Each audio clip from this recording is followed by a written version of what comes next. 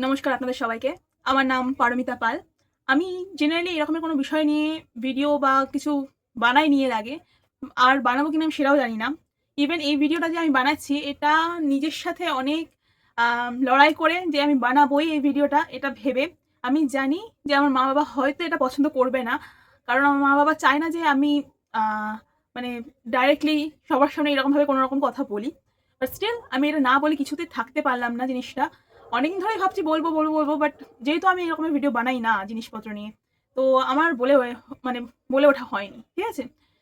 But আমার মনে হয় যে এটা নিয়ে কথা বলা দরকার। অ্যান্ড আমি যেটা মনে করি আমি শুধুমাত্র সেটাই আপনাদের কাছে তুলে ধরতে চাইছি। তো আমার যে আজকের বক্তব্যটা সেটা হচ্ছে একটা গানকে কেন্দ্র করে। আমি আশা করছি এই গানটা আপনারা মোটামুটি সবাই শুনেছেন। ভীষণ জনপ্রিয়তা লাভ করেছে এই গানটি।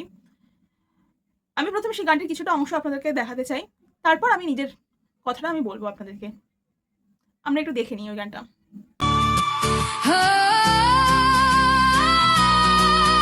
আমি কোনো দলেরই নই, আমি সেই সাধারণ মেয়ে। আমি রাতের দখল নিয়েছিলাম অভয়ার বিচার চেয়ে।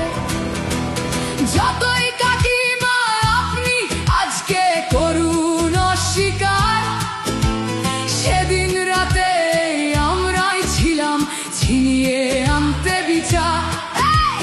সংসার আর অফিস সামলেছিলাম আমি রাজপথে। কোথায় ছিল মোদি অমিত শাহ সেদিন আপনার সাথে? সেদিন কোথায় ছিল এই বিজেপি? জবাব আজকে দেবে তার। সিবিআই কেন সেই দিন আমাদের দেয়নি ন্যায় বিচার? যতই কাকিমা আপনি আজকে করুন অস্বীকার, সেদিন রাতে আমরাই ছিলাম ছিনিয়ে আনতে বিচার। গানটি লেখা হচ্ছে তিলোত্তমা বা অভয়ার মাকে নিয়ে, যাকে কিনা কাকিমা বলে আমরা এখানে উল্লেখ করছি। আমরা বলতে এই গানটিতে উল্লেখ করা হচ্ছে। আমার কথা হচ্ছে এটি হচ্ছে ভীষণ একটা সেনসিটিভ একটা ব্যাপার, প্রথম কথা। সেকেন্ডলি, একজন মাকে নিয়ে কি করে এই রকমের কথাবার্তা বলা যেতে পারে? কারণ তিনি যেটা ফিল করছেন তার তো মেয়ে। তিনি যেটা ফিল করছেন সেটা কোনোভাবেই আমার বা আপনার কারোর পক্ষে বোঝা সম্ভব নয়। তিনি যে কিসের মধ্যে দিয়ে যাচ্ছেন বা কি ফেস করছেন সেটা শুধুমাত্র তার পক্ষেই বলা পসিবল। সো সে এবার একটা জায়গাতে তিনি বিচার চেয়েছেন, দিনের পর দিন গেছেন, নিজের চোখে জল ফেলেছেন, কিন্তু তিনি তার নিজের মেয়ের বিচার পাননি। এবার তিনি যদি চান যে তিনি যখন তার মেয়ের বিচার করতে পারেননি, মানে শাসনে না থেকে তিনি যদি এবার চান যে আমি শাসনে গিয়ে সেই জায়গাটা আমি ছিনিয়ে আনতে পারবো, আমার মেয়ের জন্য আমি ন্যায় বিচার আনতে পারবো, সেটা সম্পূর্ণভাবে তার একদম ব্যক্তিগত ব্যাপার। আর এটা তিনি কোথায় যোগ দেবেন বা কি করবেন সেটা যদি তার এটা ভালো মনে হয়ে থাকে যে তিনি কোনো দলে যদি যোগদান করেন, সেখানে যদি যেতেন তিনি এই তার মেয়ের জন্য ন্যায় বিচারটা তিনি নিয়ে আসতে পারবেন, সেটা সম্পূর্ণভাবে তার ব্যক্তিগত ব্যাপার। সেটা নিয়ে কারুর কোনো রকম মতামত দেওয়ার উচিতই নয়। কারণ সেটা একদম তার পার্সোনাল, ব্যক্তিগত, তার মনের থেকে উঠে আসা কোনো একটা জিনিস।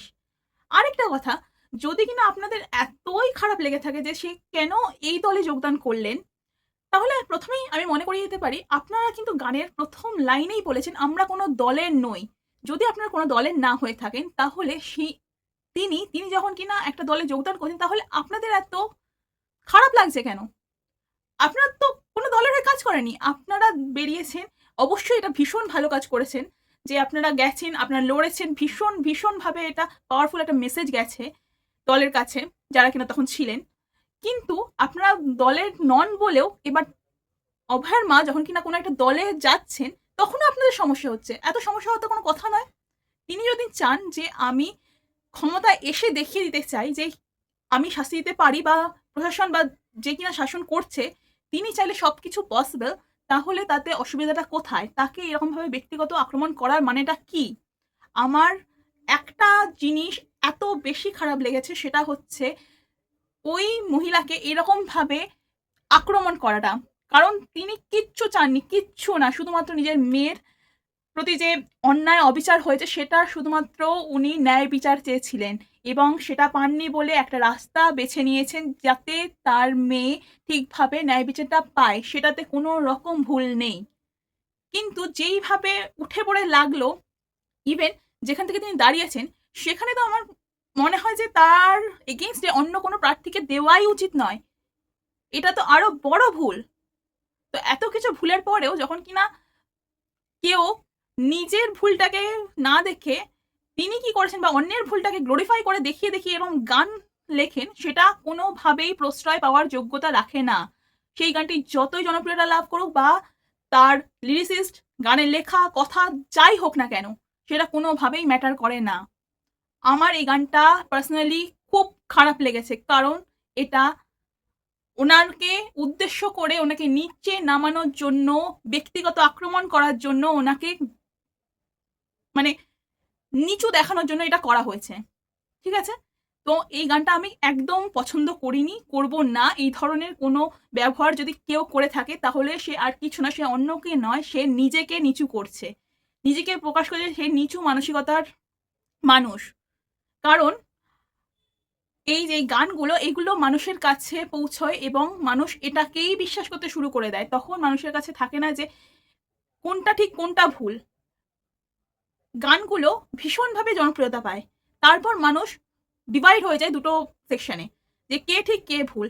এই গানের এত জনপ্রিয়তার জন্য লোকের মনে হতে শুরু করতে থাকে যে কাকিমা মিন্স অভয়ের মা, তিনি ভুল করলেন একটা পার্টিতে যোগদান করে। কিন্তু এটা একদমই নয়। আর সেটা দেখিয়ে দিয়েছে বাংলার মানুষ যে তারা কি চেয়েছে। তারা বুঝতে পেরেছে যে তার একটা জায়গা দরকার ছিল যেখানে থেকে তিনি নিজের কথাটা বলতে পারবেন এবং একটা আশা যে তিনি ন্যায় বিচারটা ছিনিয়ে আনতে পারবেন। তো এটাতে কোনো রকম কোনো ভুল নেই। আমি তো একদমই তার কোনো রকম ভুল দেখতে পাই না। হতে পারে আপনাদের মানে মতামত বা বক্তব্য আলাদা হতেই পারে। কিন্তু আমি পার্সোনালি সেটা বিশ্বাস করি না। আমি ওনাকে ভীষণভাবে সাপোর্ট করি অ্যান্ড এটাই আমার বলার ছিল। মানুষ, মানুষের তো আলাদা, আলাদা মতামত হতেই পারে। আপনাদেরও হতে পারে। কিন্তু আমি এটা পার্সোনালি বিলিভ করি। ব্যাস, আমার শুধু এই কথাটাই বলার ছিল। ধন্যবাদ সবাইকে এতক্ষণ ধরে ভিডিওটা দেখার জন্য।